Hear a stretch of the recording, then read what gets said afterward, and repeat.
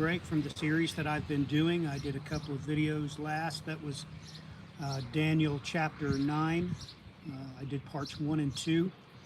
But today we're going to break away from that for just a minute because I need to put forth a stern warning. So God bless everybody. Matthew Miller here from Maranatha Ministries.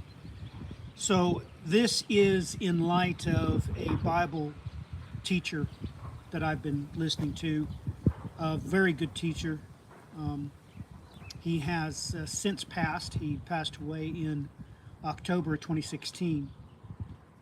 But he produced a video, and not only that, he has his whole eschatological scheme is askew. This is easily proven.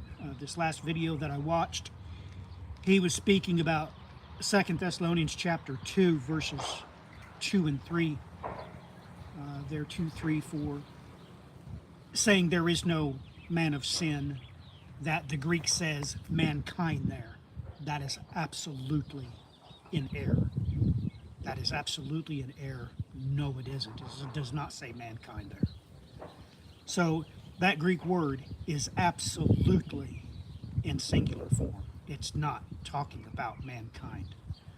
So he doesn't believe in the 666. He doesn't believe any of that. So he's clearly a preterist. But anyway, in his salvation, he is very sure and very right on point.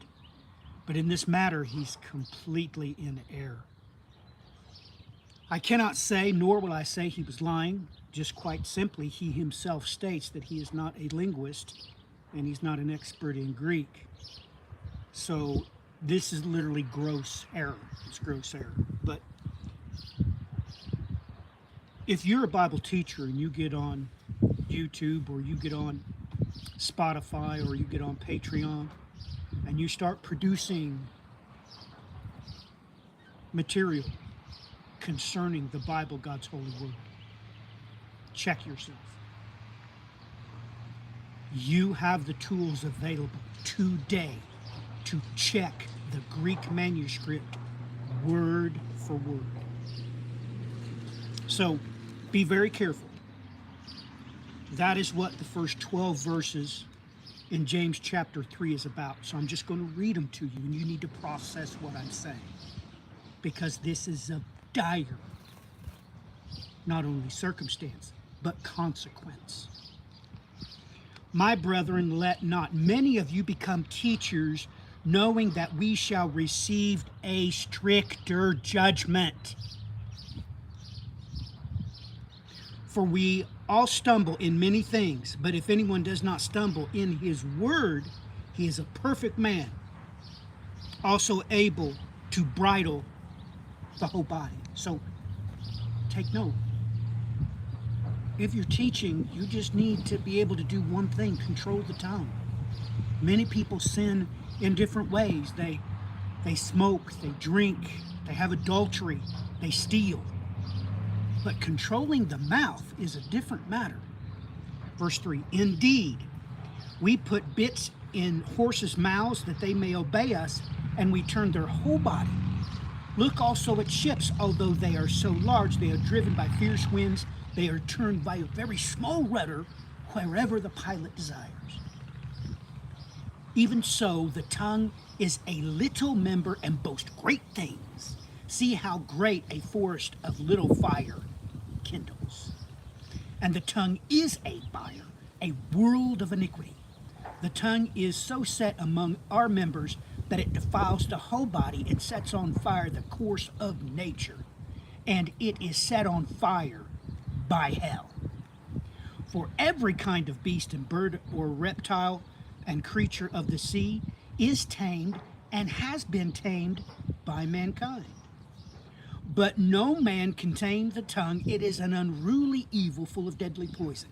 With it we bless our God and Father, and with it we curse men who have been made in the similitude of God. Out of the same mouth proceeds blessing and cursing, my brethren. These things ought not to be so. Does a spring send forth fresh water and bitter from the same spring? Can a fig tree, my brother, bear olives, or a grapevine bear figs? Thus, no spring yields both salt water and fresh. The whole point of this is you have gross opportunity to make sure you are relaying the Bible, God's holy word, accurately. No one makes you start a video, you do that. No one makes you hit the record button on the audio, you do that. No one makes you start writing, you do that. If you're preaching sermons or you're in a Sunday school class, nobody starts the session but you.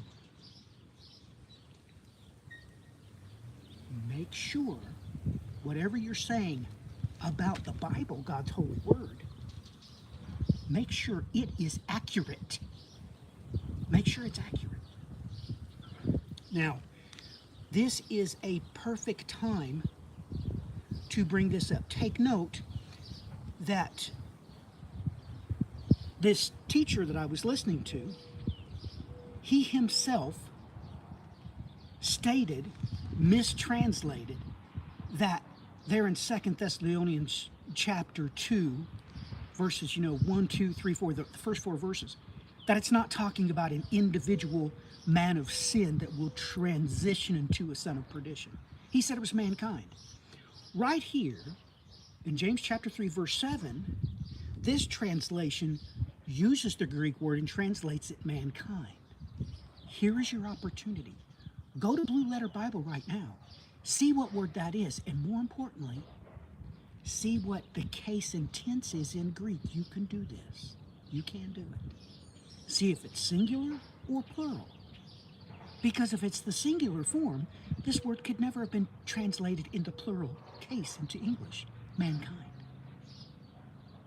Check those verses, see what's going on. You are the one that's supposed to get it straight before you start. This text is very plain that Bible teachers must be accurate. They can be inaccurate in their own feelings, their own thoughts, or their own theories. But when it comes to the Bible, God's holy word, you better be accurate. You better be accurate not to English. You need to be accurate to the Hebrew and the Greek and the Aramaic in which the Bible, God's holy word, was written in. I hope that you're edified by this. If someone you know needs to hear this, send it to them. Please like, share, and subscribe if you're edified. Pass this along. They need to know this. This is no joke. God is saying, you teachers, you better make sure what you're saying about what I've written is accurate. At least make sure it's accurate. Because if not, this is very clear. This is very clear, the consequences involved. Till next time, God bless. Godspeed.